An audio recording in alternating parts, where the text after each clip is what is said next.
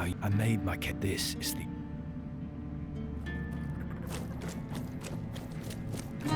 Go on.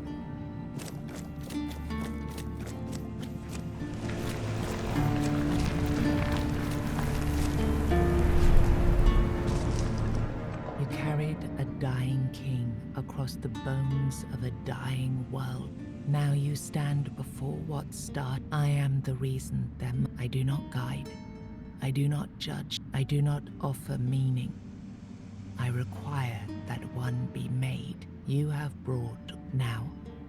Decide what must remain. Choose and let the shape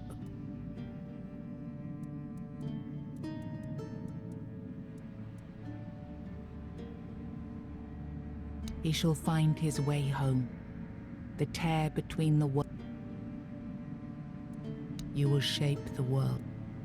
You will be seen. You will vanish into the story you chose to restore. You will break the frame.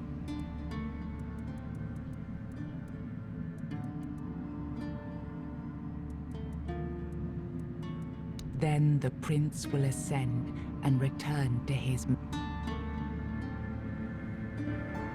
No, I won't let this happen. Not again.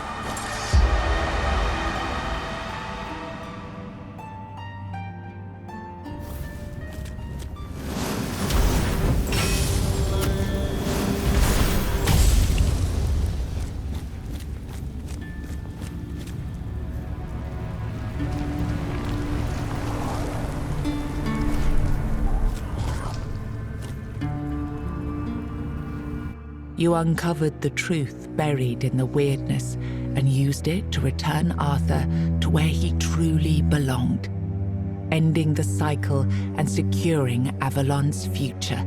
The Four-Dweller Mother's heart, no longer bleeding, sealed the wound in the world, and with it, ended the Red Death that had stolen so many lives.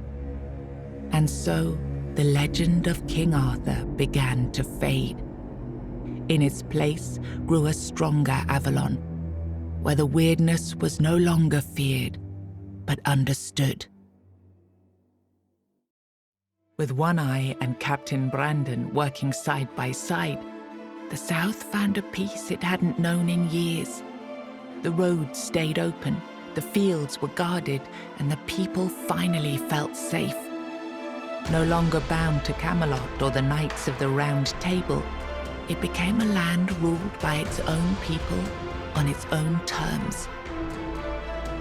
Because of you, the men here remained and the Kuinact endured, not just as a place, but as a legacy of quiet defiance and hope.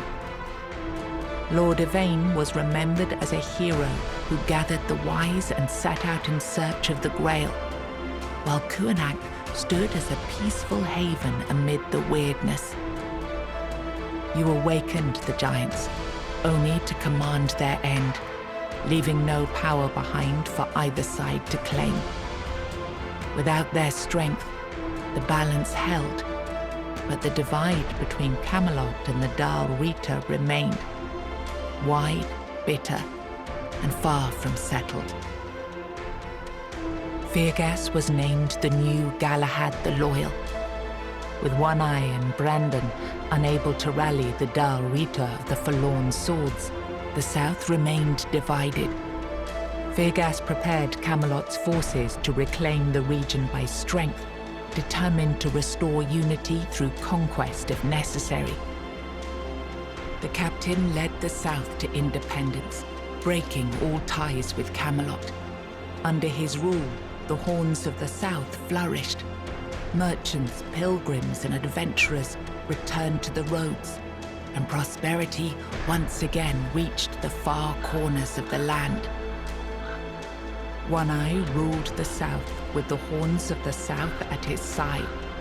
The Dal Rita, the Forlorn Swords, remained divided, leaving the South strong but isolated. Without wider unity, his rule endured for a time. The future beyond his leadership remained uncertain. Nianta left Kuinact with Yvain and her fate remained unknown. Yet among the people she once served, tales of her devotion and courage endured, and her name was remembered with respect. Maggott left Kuanacht alongside Yvain, surprising many who had long considered him harmless and weak.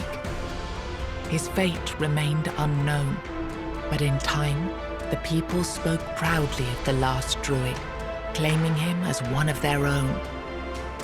Ulfr left Kuanacht alongside Yvain, despite concerns about his age. His fate remained unknown, but the people admired him for finding purpose at the end of his life and spoke of him with lasting respect. Ailey turned to the merchants for support, and for a time the hospital prospered. But when they began charging patients for care, she walked away and opened her own small practice, refusing to serve profit over healing. The Volker joined the rest of the Dal Rita without a matron and without Mathar's blessing. Even so, their warriors kept the ferocity they had once been famed for, tempered now by a clarity that left the other tribes uneasy. They were respected, but only barely. For what greater dishonor is there than turning one's back on the goddess who had made them what they were? Ingrid turned away from the eternal sleep, choosing life over dreams. In time, she began to rebuild the Thoid among the living, planting the first seeds of a new future for her scattered people. Under Stronar's leadership, the Ulfra found new strength. He rebuilt the tribe and reunited them with the rest of the Dal Rita, restoring their place among the tribes of the Forlorn Swords. With the Stagfather slain and the old bonds broken, Balaam led the Svine towards a new path. He opened the tribe to the other clans of the Dal Rita and guided them to settle in the Mather mines. After returning to Camelot, Killian lived quietly for a time. When he vanished, few asked questions. Unsettling rumors had always followed him, and most preferred not to remember.